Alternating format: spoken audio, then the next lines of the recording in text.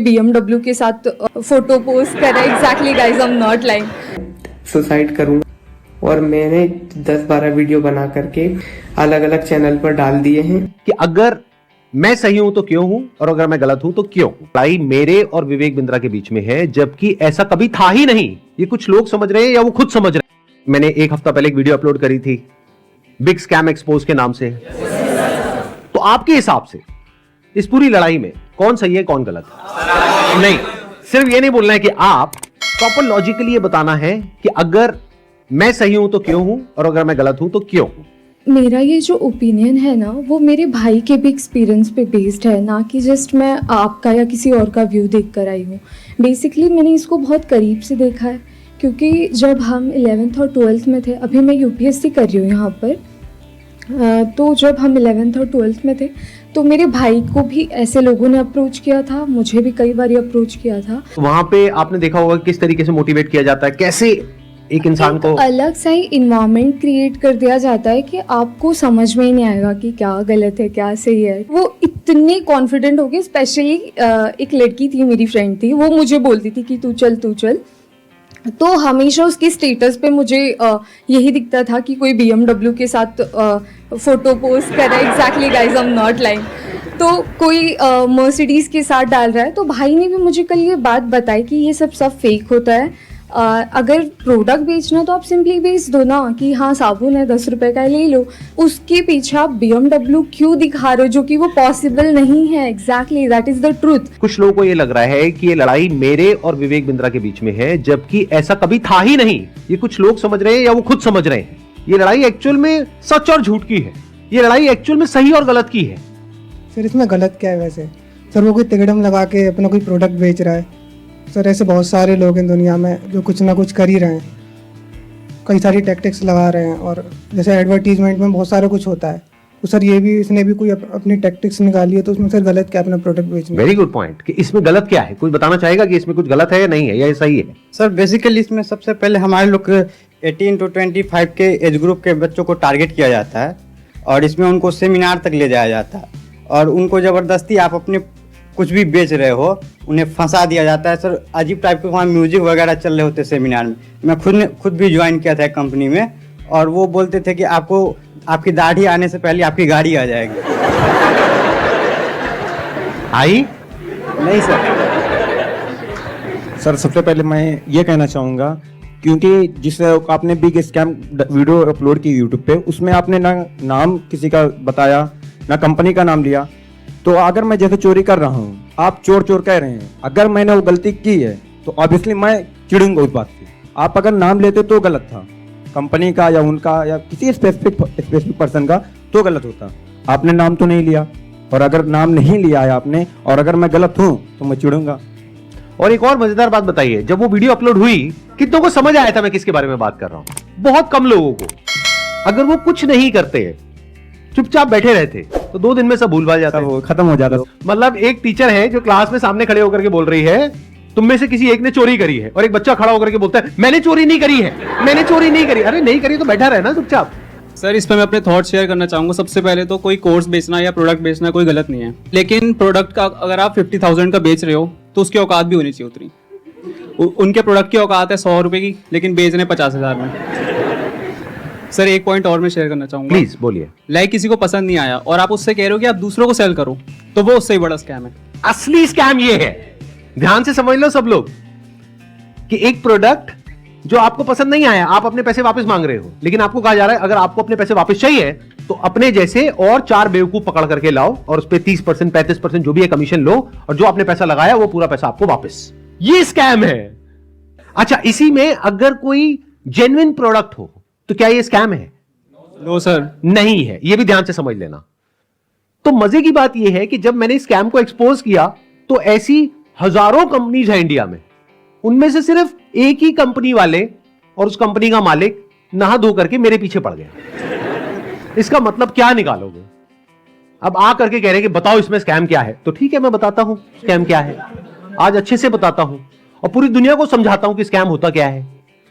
तो एक काम करते हैं, एक IBC के बारे में सोचता हूँ, मुझे ऐसा लगता है कि मेरा पैसा भी बर्बाद हो गया, मेरा टाइम भी बर्बाद हो गया। मैंने इतना ट्रस्ट किया था विवेक बिंद्रा जी पर, मेरा ट्रस्ट भी चला गया और मुझे सुसाइडल थॉट आते हैं। और मैं अगर कंपनी मेरा पैसा रिटर्न नहीं करती है तो मैं सुसाइड करूंगा।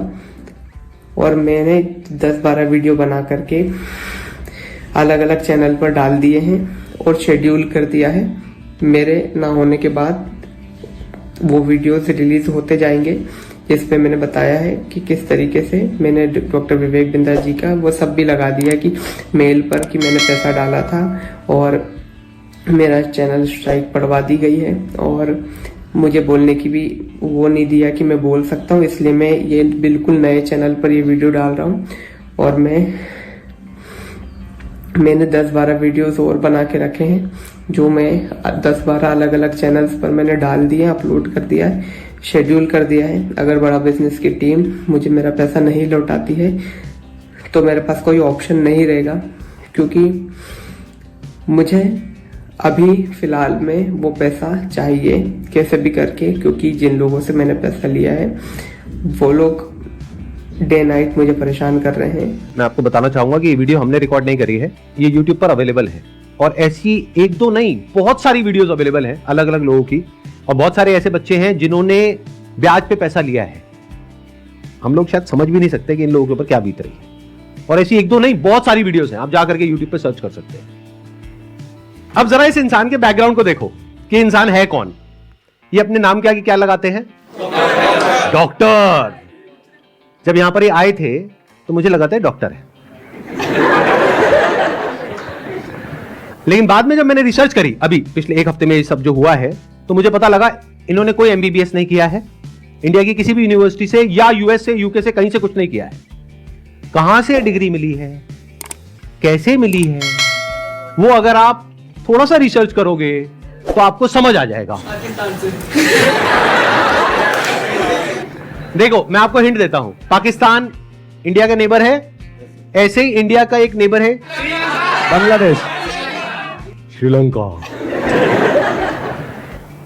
अभी काम करते हैं, अब लीगली बात करते हैं कि स्कैम है या नहीं है, कि मतलब हमारी कंट्री का जो लॉ है वो क्या बोलता है, उसको स्टडी करते हैं।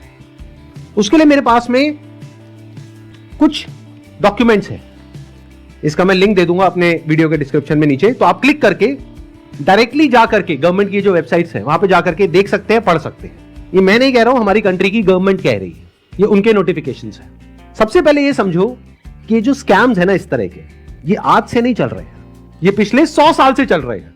तो इसके लिए 1978 में एक एक्ट बना था जिसको बोलते हैं prize chit and money circulation act, जहां पर के इस तरह की जो मनी सर्कुलेशन स्कीम्स होती हैं या पिरामिड स्कीम्स होती हैं उन सबको बैन कर दिया गया था। मतलब क्या कि अगर आप एक कंपनी खोलते हो और किसी से पैसा लेते हो, फॉर एग्जांपल मैंने एक कंपनी खोली, वहां पे मैंने आपसे 1 लाख रुपए लिया और आपको बोला कि आप आगे किसी को ज्वाइन करा दो, तो जब आपने किसी को आगे ज्वाइन कराया, अपने फ्रेंड को, रिलेटिव को, किसी को भी और कैसे भी, तो उसमें आपको कितना मिला? 30,000। 70,000 किसको मिला? कंपनी को। तो ये स्कीम इस तरीके से आगे बढ़ती रहती है, यानी वो जो पैसा आ रहा है वही पैसा पब्लिक से लेकर के पब्लिक में ही रोटेट कर दिया जाता है। और एक ऐसा पॉइंट आता है जब जाकर के पूरा का पूरा जो पिरामिड है ये कोलैप्स कर जाता है। तो यहां पर जो लोग टॉप पे बैठे होते हैं वो तो पैसा कमा लेते हैं, बट जो बॉटम ऑफ द पिरामिड है उन सबका पैसा डूब जाता है। और फिर या तो ये कंपनीज बंद हो जाती हैं या भाग जाती हैं पैसा लेकर के। पास्ट में ऐसा बहुत कंपनीज ने किया है, उसमें से बहुत सारी कंपनीज के जो ओनर्स हैं वो आज जेल में हैं। तो ये एक प्रॉपर स्कैम है जिसको गवर्नमेंट ने बैन किया हुआ है। फिर सवाल उठता है कि जब ये बैन है तो लोग कैसे कर रहे हैं? देखो ध्यान से सुनो, ध्यान से समझो। आपसे अगर मैं पैसा लेता हूं और आपको बदले में कुछ नहीं देता हूं तो वो तो इलीगल है। लेकिन मान लो मैंने आपसे पैसा लिया 50,000 रुपए, बदले में आपको एक 50 रुपए का प्रोडक्ट दे दिया, तो क्या वो लीगल है? इलीगल है?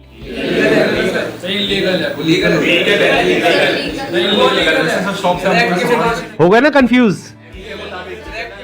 तो ये एक लूपहोल है, ये जो लॉ है उसके अंदर, इसको ये लोग यूज कर रहे हैं। मतलब गवर्नमेंट ने क्या कहा कि अगर आप किसी के घर का दरवाजा तोड़ते हो और अंदर जाते हो और चोरी करते हो तो आपको सजा होगी।